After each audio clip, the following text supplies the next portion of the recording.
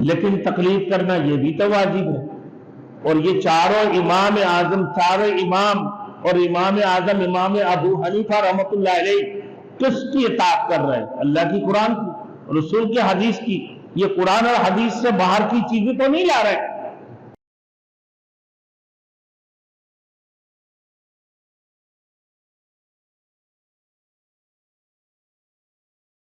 Thanks for watching. Don't forget to like, comment, share and subscribe to Maulana Habibullah Rouhani Official. لیکن تقلید کرنا یہ بھی تو واجب ہے. اور یہ چاروں امام اعظم، چاروں امام اور امام اعظم امام ابو حنیفہ رحمۃ اللہ علیہ کس کی اطاعت کر رہے ہیں؟ اللہ کی، قرآن کی، رسول کی، حدیث کی. یہ قرآن اور حدیث سے باہر کی چیزیں تو نہیں لا رہے. تو پھر ان کو مانتے ہوئے ایک عقیدے کے اوپر تم چلتے ہوئے آخری وقتوں میں بیوی کو طلاق دے کر ہوش حواس کھو گئے، اور اس کی بعد تمہارے ہوش آگے پھر مولویوں کے پیچھے بھاگنا شروع کر دی. تو کہا کہ ایسے حد تجاوز کرنے والوں کے بارے میں، یہ تجاوز کرنے والے، اللہ کے حکم سے تجاوز کرنے والے، اللہ کے رسول کی اطاعت کرنے والے، اطاعت سے تجاوز کرنے والے، جو اللہ کے رسول کے حدیث میں ہے کہ بھائی یہ بات ہے اور ایسے سے تمہیں چلنا ہے، اور اس کی خلاف جاؤ گے تم تو حد تجاوز ہوگا. اس کو چھوڑ کر اپنا ہی مرضی سے شروع کر دیا. تو اللہ نے فرمایا فذاقت وبال امرها، پس انہوں نے اپنے کام کی سزا کا مزہ چکھ لیا. وکان عاقبۃ امرها، اور ان کی معاملہ کا انجام وہ نقصان میں رہا، خسارہ میں رہا. اب میرے دوستوں، وجہ یہ کہ اللہ نے انہیں زندگی جیسی قیمتی پونجی عطا کی تھی، اور اس کی ساتھ عقل دی ہے، شعور دی ہے، سمجھ دی ہے. اور پھر اللہ کی یہ ایک بڑی نعمت ہے، عقل و شعور، یہ بھی اللہ کی ایک بڑی نعمت ہے. آج کوئی پاگل کو دیکھو بھائی، کسی نفسیات کو دیکھیں، اب ان کی طرف دیکھیں کہ ان کو ہوش حواس نہیں ہوتی ہے کہ اپنے پہننے میں کپڑا ہے یا نہیں ہے. اس کا یہ بھی پتہ نہیں ہے کہ بھائی کہ وہ واش روم کر رہا ہے، وہ اپنے کپڑوں میں کر رہا ہے، اس کو پتہ نہیں ہوگا. کیوں؟ اس کی عقل نہیں ہے، وہ بے عقل ہے، نہ سمجھ ہے، مجنون ہے، اسی وجہ سے. مگر رب نے تمہیں تو عقل دی ہے، رب نے تمہیں عقل فہم دی، سمجھ عطا کی ہے. تو سارے کچھ یہ جو عقل دے نا، یہ جو عقل ہے، یہ جو سمجھ ہے، یہ فہم ہے، یہ کیا ہے بھائی؟ اللہ کی طرف سے ایک نعمت ہے. تو فرمایا مگر انہوں نے اس پونجی کو برباد کر دیا، عقل جیسے بڑی نعمت کو، شعور جیسے ایک نعمت کو، فہم جیسے ایک نعمت کو، انہوں نے اس پونجی کو برباد کر دیا. اس کی نتیجے میں ان لوگوں نے کیا لیا ہے بھائی؟ کفریت کو اختیار کیا، شرکیت کو اختیار کیا، برائیاں لی ہیں، بدعتیں کرتے رہیں، اللہ کی نافرمانیاں کرتے رہیں، اللہ کی نافرمانیوں کو خرید لی ہے. شرکیت کو، کفریت کو، منافقت کو، اور پھر برائیاں، ہر قسم کے نافرمانیاں ان لوگوں نے خرید لی ہے. عقل و شعور جیسے، عقل و شعور جیسے ایک اتنی بڑی نعمت کی جگہ پہ ان لوگوں نے بے عقلی کو خرید لی ہے، کفریت کو خرید لی ہے، شرکیت اور برائیت اور نافرمانیوں کو خرید لی. میرے دوستوں، اس کی بدلہ میں بعض اقوام پر دنیا میں بھی سزا بھگتنا پڑا. اللہ نے دنیا میں انہیں سزا میں مبتلا کیا، اور ان کا انجام کار بڑے خسارہ میں خسارے والے ثابت ہوا، بڑے خسارے والے ثابت ہوا. ان کو دنیا میں سزا دے کر معاملہ ختم نہیں کیا، بلکہ اللہ نے فرمایا قوم عاد ہے، قوم سمود ہے میرے دوستوں، اور قوم ابراہیم ہے، قوم موسیٰ، جتنی بھی قومیں ہیں پہلے گزرے ہیں، قوم لوط، اللہ نے فرمایا کہ وعد اللہ لہم عذابا شدیدا، کہ دنیا میں تو انہیں ذلیل و خوار کیا، انہیں برباد کر دی، اللہ نے انہیں تباہ کر دی ہے، اور اس کی بات سن لو، ان کے لیے سخت عذاب بھی تیار کیا ہے اللہ رب العزت نے آخرت کے لیے بھی. آخرت میں بھی اللہ نے ان کے لیے سخت عذاب کا تیار کر کے رکھے ہیں. یہ خطاب جو ہے اللہ کس کو فرما رہے؟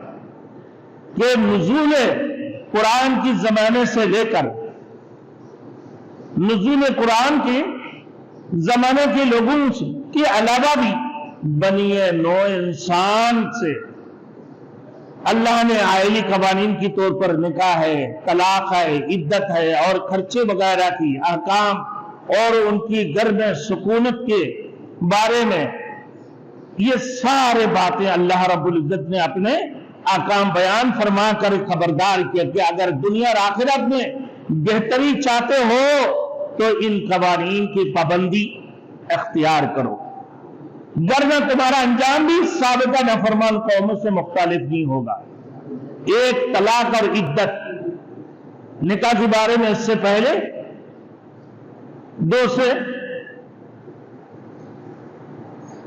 ادیان کے متعلق میں نے بتایا تھا کہ بھائی ہندوؤں میں تو طلاقیں نہیں ہوتی، یہ نکاح کرنے کے بعد پھر نکاح کو ختم نہیں کر سکتے ہیں۔ اب مسلمانوں میں یہ سلسلہ نہیں ہے، اللہ نے اپنے قرآن میں بیان فرما دی۔ اس سے پہلے میں نے عیسائیوں کے متعلق، یہودیوں کے متعلق اور ہندوؤں کے متعلق میں نے بتا دیا جتنے بھی اقوام اس دنیا کے اندر ہے نا، تو ان کی ادیان کے متعلق میں نے پچھلے 2 جمعہ کو بتا دیا۔ اب آئیے دیکھیں، اب اللہ نے دنیا میں تو انہیں سزا دی ہے میرے دوستوں، آخرت میں بھی کہ دنیا کے اندر بہت سارے بستیوں کا اللہ نے ذکر کیا۔ قرآن کی دوسری مقامات پر نافرمان قوموں کے طور پر اللہ نے قوم عاد، قوم سمود، قوم صالح، قوم ابراہیم، قوم شعیب، قوم فرعون اور قوم لوط وغیرہ کا نام آتا ہے۔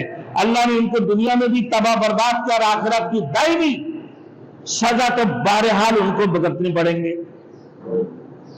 دنیا میں بھی اور آخرت میں بھی۔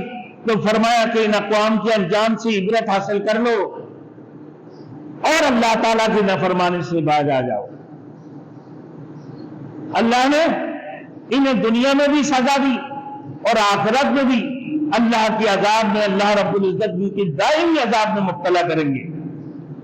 شیطان کی اطاعت، امام شاہ ولی اللہ محدث دہلوی رحمۃ اللہ علیہ فرماتے ہیں وَرُبَّ إِقْلِيمٍ غَلَبَتْ عَلَيْهِ طَاعَةُ الشَّيْطَانِ وَصَارَ أَهْلُهُ كَمَثَلِ النُّفُوسِ الْبَهِيمَةِ، بہت سی ملکوں پر شیطان کی اطاعت غالب آ جاتی ہے، بہت سی ملکوں پر شیطان کی اطاعت غالب آ جاتی ہے، مسلمان کی بجائے شیطانی سلوک، شیطانی حرکتیں بہت زیادہ ہے۔ دیکھو انڈیا والے بڑے ناچ رہے پاکستان کے ساتھ مقابلہ کرنے کے لیے، کیا یہ مقابلہ کریں گے میرے دوستوں؟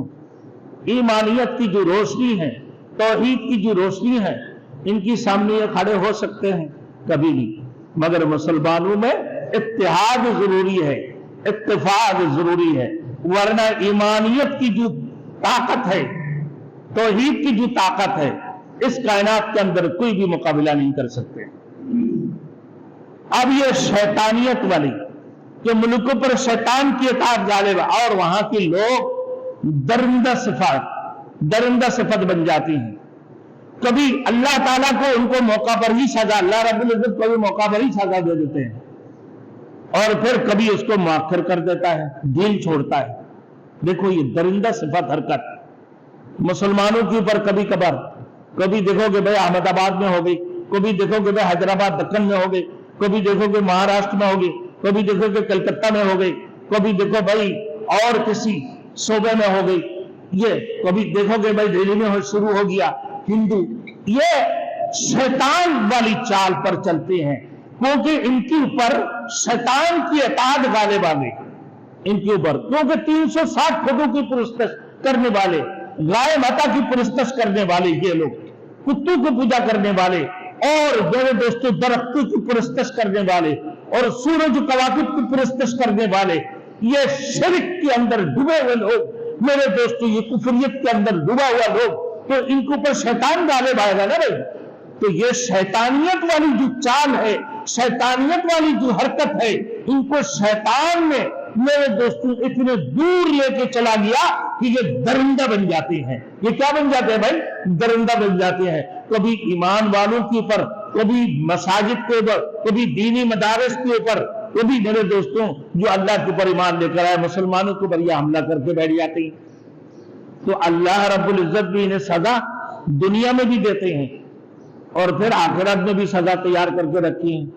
آپ یہ دیکھو اس سے پیچھے قوم کو، قوم عاد، قوم سمود، قوم لوط، پھر قوم صالح، قوم ابراہیم، قوم شعیب اور پھر قوم فرعون کو دیکھ لیں. اللہ نے کسی نے تباہ اور برباد کر دیا.